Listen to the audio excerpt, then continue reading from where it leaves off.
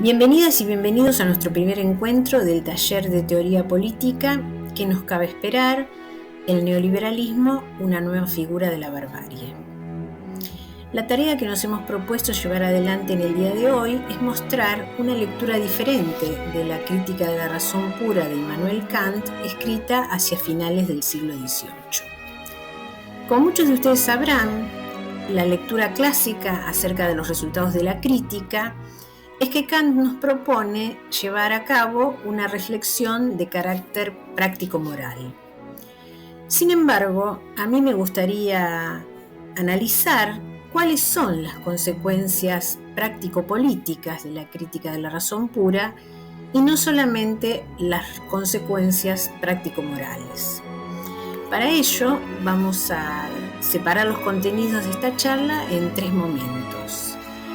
En primer lugar, vamos a aclarar de qué se ocupa la crítica de la razón pura. En segundo lugar, vamos a enumerar algunas de las conclusiones a las que llega Kant al final de la dialéctica trascendental. En tercer lugar, vamos a tratar de establecer una relación entre la teoría crítica de la Escuela de Frankfurt y la crítica de la razón pura escrita por Kant, a partir del concepto de crítica inmanente. Y finalmente vamos a señalar cuáles son para nosotros las enseñanzas que nos deja Kant para pensar y para pensarnos hoy en estos tiempos que hemos denominado sombríos. Yo creo que no es tan complejo. En la época de Kant había dos ciencias que se caracterizaban por el progreso, por su progreso. Las dos ciencias de la época eran la matemática y la física. Y había una tercera ciencia que era reconocida, digamos, que se había constituido allá por el siglo IV a.C., que era la metafísica. Pero la metafísica, bueno, tiene un nombre complejo que quiere decir metafísica, o sea que era una ciencia que se ocupaba de cosas que se ubicaban más allá de la experiencia, podríamos decir, aquello que podemos acceder a través de los sentidos. Entonces, la metafísica, según Kant en esa época, se había transformado en un campo de batalla. En un campo de batalla entre dos posiciones encontradas y que, digamos, no se ponían de acuerdo, y entonces eso evitaba justamente la acumulación de conocimiento, ¿no? Así como la matemática seguía desarrollándose, acumulando conocimiento. Esa era la concepción de progreso que había en el siglo XVIII, ¿no? Es decir, bueno, la acumulación de conocimiento era sinónimo de progreso. Entonces, bueno, mientras que la matemática y la física progresaban, la metafísica estaba, estaba inserta en una gran lucha, ¿no?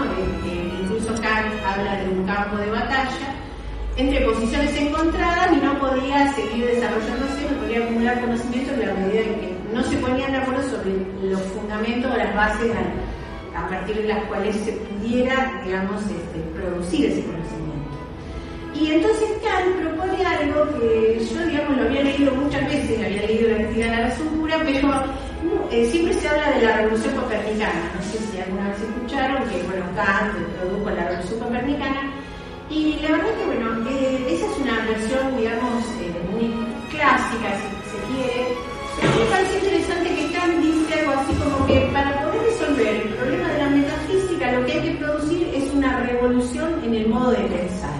Preguntarse acerca de la posibilidad de que esos juicios, esas proposiciones, las formulaciones de la metafísica pudieran resolverse si eran verdaderas o no lo eran. Y un poco esta sería lo que va a llevar adelante a lo largo de toda la crítica de la razón pura, ¿no? Es decir, lo que va a hacer es una reflexión acerca de la posibilidad que tiene la razón misma para resolver estas cuestiones que las llevan a contradicciones, digamos, por el momento irresolubles, ¿no? Entonces, la crítica de la razón pura es una invitación a reflexionar acerca de las potencialidades que tiene la razón para producir cierto tipo de conocimiento, que en este caso va a ser el conocimiento metafísico. Bueno, ese sería el tema de la crítica de la razón pura. no nos vamos a ver cómo resuelve el problema de la metafísica, pero va a ser, bueno, nosotros estuvimos 3 años en un taller leyendo que la razón humana tiende por sí misma a hacerse otro tipo de preguntas que van más allá de lo que el conocimiento científico nos puede decir. Esto queda más claro, ¿no es cierto? Entonces él dice que lo que produce la razón, los objetos, si se quiere, de la razón, son las ideas. O sea que hay una serie de ideas que tienen un sentido distinto al que nosotros nos hacemos, como las ideas que serían los objetos de la mente. Bueno, las ideas tienen un estatuto más parecido a lo que sería la tradición filosófica de corte platónico sería. Las ideas serían como objetos universales, ¿no? Serían como objetos universales que solamente son posibles a través del pensamiento, ¿no? Como por ejemplo la idea del hombre, para que sea más claro, ¿no? La idea de la justicia, la idea de la libertad, la idea del alma, la idea del mundo, la idea de Dios, que son los problemas que se van a replantear Kant en la época, ¿no? Las tres disciplinas que están, que están en conflicto en esa época son justamente los 3 objetos de la metafísica, que son el alma, el mundo y Dios. Pero para que tengamos una idea de lo que quiere decir con la idea, estaba diciendo, bueno, la idea de la justicia, un ente pensable, ¿no? Meramente pensable, que no hace referencia a ningún sujeto particular y concreto, sino a una entidad universal. ¿Se entiende? Entonces, bueno, lo que dice Kant es que, bueno, que la razón humana naturalmente produce estos objetos, ¿no? Es decir, tiende por sí misma a pensar, a hacerse preguntas del estilo, digamos, como Platón en la República se pregunta qué es la justicia, ¿no? Y se pregunta por una definición universal que sea válida para todos. Cuando él dice qué es la justicia, no si este acto es o aquel otro es justo, sino la justicia, se pregunta por la justicia. Entonces Kant dice que justamente, digamos, la razón tiende a hacerse esas preguntas, y el problema que va a mostrar, que va justamente a lo largo de toda la crítica de la razón pura, es que de esas ideas, digamos, no remiten o no hacen referencia a ningún objeto. O sea, la justicia no es algo, sino que es un ente pensable. Entonces él dice que el problema con las ideas es que hay un uso legítimo y un uso ilegítimo. El uso ilegítimo sería suponer que esas ideas hacen referencia a objetos determinados, ¿no? Así como yo puedo pensar un fenómeno natural, digamos, de la misma manera creo que esas ideas hacen referencia a algo que está más allá de la naturaleza. Entonces ese es el problema. Es decir, la razón tiende a pensar cosas que no son accesibles, si se quiere, a nuestra experiencia. Entonces ese sería el uso ilegítimo, suponer que esas ideas, ¿no? Como por ejemplo el alma, el mundo y Dios, hacen referencia a objetos, ¿no? Así como nosotros podemos tener un concepto de un objeto, como puede ser, por ejemplo, el oro. Yo puedo hacer una representación del oro, ¿no? O sea, tengo un concepto de un objeto que es el oro, ¿no? Y después podría decir cuáles son las propiedades del oro, pero no en el mismo sentido cuando hablo del alma. Es decir, tengo la idea de lo que es el alma, pero esa alma no refiere a ningún objeto. ¿Se entiende la diferencia? Entonces esas ideas que no refieren a ningún objeto, digamos, cuando yo las tomo como si se tratara de objetos, sería un uso ilegítimo. Pero al mismo tiempo, esas ideas no son descartables. En un momento de la dialéctica trascendental, Kant dice, bueno, esas ideas, esos conceptos son meras ideas, pero ese ser meras ideas no quiere decir que las tengamos que descartar. Porque esas ideas, por ejemplo, pueden orientarnos, pueden tener otro uso que no sea un uso ilegítimo, sino él habla de lo que llama un uso regulativo. Entonces, de las ideas yo puedo hacer un uso regulativo. Entonces, para traducirlo, todo esto, por ejemplo, yo puedo preguntarme qué es la justicia y no tener una respuesta respecto de lo que es la justicia. Sin embargo, dice Kant, si no me preguntara qué es la justicia en general, no tendría otras referencias más que aquellas aquello que aparece como justo, digamos, en un momento determinado, si no tendría ningún parámetro para poder contrastar aquello que sucede efectivamente con la idea de la justicia, ¿se entiende? Es decir, lo único que tendría, por ejemplo, supongamos que ¿dónde se expresa la justicia? Supuestamente están expresadas en las leyes, ¿no? O sea, las leyes que expresan aquello que es justo. Ahora, aquello que es justo no es aquello que es justo para todos, ¿no? Que la importancia, digamos, que Kant decía que había un uso ilegítimo y un uso legítimo de las ideas. El uso ilegítimo sería suponer que las ideas refieren a objetos que se encuentran más allá de nuestra experiencia.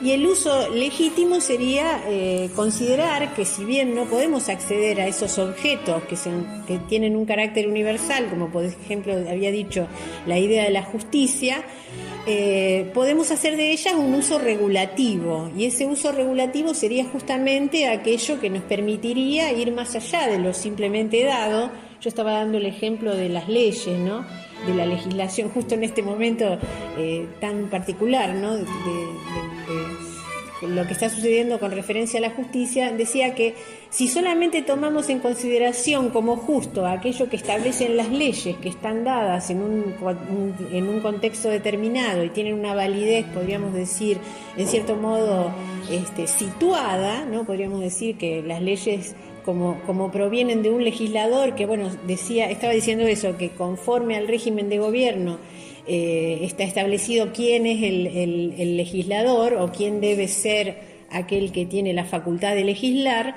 Entonces, justamente, bueno, estaría como circunscripto lo justo a aquello que está dado, ¿no? O sea, y no podríamos salir de ahí, no tendríamos como criterios que nos permitan saltar por encima de lo dado, de las leyes efectivamente vigentes o de las leyes efectivamente existentes, y no podríamos poner en cuestión la justicia de las leyes. Entonces, la idea de la justicia sería como aquello que nosotros podemos pensar y que, si bien no refiere a un objeto determinado, sin embargo nos permite poner en cuestión lo dado. No sé si más o menos queda claro. Es decir, es la única manera que podemos tener, digamos, de saltar por encima de aquello que está dado. En este caso, bueno, sería el ejemplo de la justicia, ¿no? Pero también podemos hablar de la libertad. Cuando nos preguntamos qué es la libertad, bueno, no podemos decir que somos libres en función de lo que efectivamente vivimos, sino que también podemos pensar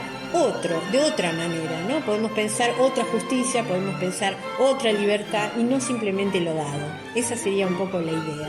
Entonces ahí es cuando Kant habla de que son necesarias las ideas, a pesar de que pero el problema es que si nos confundimos y suponemos que esas ideas refieren a algo efectivo, ¿no? Es decir, y justamente ese es el problema de la razón dogmática o del dogmatismo de la época, que ha intentado justificar a través de las meras reglas formales la validez y la existencia de objetos que no son dados. Entonces, esta sería, bueno, un poco la conclusión, ¿no?, a la que va a llegar Kant a lo largo de todo el desarrollo de la crítica de la razón pura. Entonces, ahí es donde nosotros dijimos que, bueno, al final, digamos ya en la segunda parte de la dialéctica, de la crítica de la razón pura, ahí Kant va a hacer esta pregunta que nosotros dijimos en la última reunión, que era ¿qué nos cabe esperar? Es una de las preguntas que nos hacemos en la medida en que somos seres humanos, dice Kant, ¿no? Dije antes que Kant había dicho que la razón naturalmente tiende a hacerse preguntas, ¿no?, a preguntas que no puede responder de una manera definitiva. Y una de estas preguntas es, una de las preguntas es ¿qué puedo saber? La otra es ¿qué debo hacer? Y la tercera pregunta es ¿qué no me cabe esperar o qué nos cabe esperar? Y justamente al respecto, digamos, la respuesta que va a dar Kant es que esta pregunta, la primera pregunta es una pregunta teórica, va a decir Kant. La segunda pregunta es una pregunta práctica, o sea, ¿qué debo hacer? ¿Qué puedo saber? Es una pregunta teórica. ¿qué debo hacer? Es una pregunta práctica, y la tercera pregunta, ¿qué nos cabe esperar? O ¿qué puedo esperar? O ¿qué me cabe esperar? Él, como dije en la charla anterior, él la formula en primera persona, ¿no? Nosotros ya hoy no hablamos más en primera persona del singular, sino que hablamos en primera persona del plural, ¿no? Es decir, como formando parte de un colectivo, de una comunidad más amplia, y no siendo un simple individuo aislado, ¿no? Decimos, esta sería una diferencia que vamos a tener con Kant, ¿no? El pensador que justamente plantea esta idea de la comunidad de los seres humanos va a ser justamente Hegel, ¿no? Hay un libro de Hegel, que habla sobre la filosofía de Hegel, que se llama Del yo al nosotros, ¿no? Es decir, nosotros como formando parte de una comunidad más amplia. Si bien Kant piensa también en la comunidad, pero es un poco más complejo, porque bueno, está en un ambiente, en el ambiente del siglo XVIII, donde se pensaba en términos más individuales, ¿no? Es decir, como de un sujeto individual. Entonces decía que esta pregunta, que es de carácter teórica y de carácter práctico, digamos, ¿cómo lo ha resuelto? Yo dije también en la charla anterior que según Kant, o sea, Kant dice en una carta que escribe en 1793 que había sido respondida a través de un texto que tampoco se lee mucho, que se llama La religión dentro de los límites de la mera razón, donde supuestamente Kant va a tratar de responder a la pregunta ¿qué nos cabe esperar? O por lo menos no tenemos la certeza, digamos, de un punto de vista teórico, de que hay algo que nos espera al final del camino, ¿no? ¿Se acuerdan que yo había dicho que los tres objetos de la metafísica especial, que son el objeto de disputa de ese campo de batalla que se daba en el siglo XVIII, eran el alma, el mundo y Dios? Y bueno, las preguntas de la metafísica, si quieren, las podemos formular en estos términos: si el alma es inmortal o no lo es, si el mundo tuvo un comienzo en el espacio y en el tiempo o no lo tuvo, y si Dios existe o no existe. Esas serían las tres preguntas de la metafísica especial, que van a ser el objeto de la controversia en el siglo XVIII, ¿no? Van a ser ese objeto en este campo, van a estar inmersas en este campo de batalla. Y lo que va a mostrar y a demostrar Kant, esto fundamentalmente hay en la segunda parte de la dialéctica trascendental, donde él muestra que se puede, en algunos casos se puede demostrar una proposición y la contraria, o sea que tanto las posiciones dogmáticas que afirman que el mundo tuvo un comienzo tiene una serie de razones, de explicaciones, sería la palabra, que van a permitir, digamos, dar cuenta de la verdad de la proposición de que el mundo tuvo un comienzo. Sin embargo, en las antinomias de la razón pura, que es la segunda parte de la dialéctica trascendental, se va a mostrar que también se puede mostrar racionalmente, o sea, demostrar racionalmente que el mundo no tuvo un comienzo. O sea, se puede demostrar a través de la razón que tuvo un comienzo o que no lo tuvo. Eso está más claramente explicado. O sea, estas antinomias o estas contradicciones a las que llega la razón cuando pretende conocer objetos que se encuentran más allá de nuestra sensibilidad, es justamente entrar en estas contradicciones. No sé si queda claro. Entonces, en la dialéctica trascendental, en la segunda parte, en las antinomias de la razón pura, se muestra que tanto se puede demostrar una proposición, o sea, A, y la contraria, o sea, no A. O sea que podemos producir argumentos racionales que demuestren la proposición A, y podemos encontrar argumentos racionales que demuestren la proposición contraria, o sea, no A. Entonces, por eso estamos en esas contradicciones y esa lucha, en ese campo de batalla entre los dogmáticos, dice Kant, y los escépticos, o sea, aquellos que sostienen que el mundo tuvo un comienzo y aquellos que sostienen que no lo tuvo. Es decir, sin embargo, dice Kant, por eso él dice que esta pregunta, ¿qué nos cabe esperar?, es una pregunta de carácter teórico, porque bueno, no es lo mismo que el alma sea mortal a que no lo sea, que sea inmortal a que no lo sea, que no es lo mismo a que el mundo haya sido creado por Dios o que no lo sea, y tampoco es lo mismo que Dios exista o que Dios no exista. Él dice, hay un interés práctico de la razón, pero sin embargo no podemos a través de de la razón teórica ni justificar ninguna de esas proposiciones, ni que el alma es inmortal, ni que el mundo tuvo un comienzo y fue creado por Dios, ni que Dios existe. O sea, no tenemos la capacidad, la razón humana tiene la potencialidad de preguntarse por esas cuestiones, pero no tiene la potencialidad de responder. ¿Se entiende? Es decir, tenemos la capacidad de preguntarnos, pero en este caso no podemos responder. O sea, y sin embargo, él dice, la razón tiene un interés práctico. Tiene un interés práctico en que el alma sea inmortal. Tiene un interés práctico en que Dios exista, pero no lo podemos demostrar, justificar teóricamente, científicamente, que era justamente el problema de la época, ¿no? El problema de la crítica de la razón pura es preguntarse a ver si la metafísica podía ser una ciencia como las demás ciencias, como dije antes, que tenga el mismo estatuto que tenía la física y el mismo estatuto que tenía la matemática, que podían, digamos, avanzar en el desarrollo del conocimiento.